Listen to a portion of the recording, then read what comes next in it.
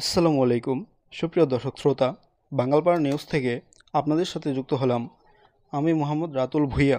সবাইকে জানাচ্ছি ঈদ মোবারক ও আন্তরিক শুভেচ্ছা। তো চলুন দর্শক, চলে যায় বিস্তারিত খবরে। ঈদ উল ফিতর উপলক্ষে বাঙালপাড়া ঐতিহাসিক ঈদগাহের মাঠে হাজার হাজার মুসল্লিদের সমাগম হয় আজ। দূর দূরান্ত থেকে মানুষ এসে একসাথে ঈদের নামাজ আদায় করেন। তো চলুন আমরা দেখে আসি ঈদগাহের আজকের অবস্থা। সামনে বিশাল জামার সামনে কোনো খালি জায়গা থাকলে কিন্তু নামাজ হবে না। মাসালা হচ্ছে সামনে কোনো খালি জায়গা রেখে আপনারা দাঁড়াবেন না। যদি উজোর থাকি বা কাদা থাকি এটা ভিন্ন বিষয়।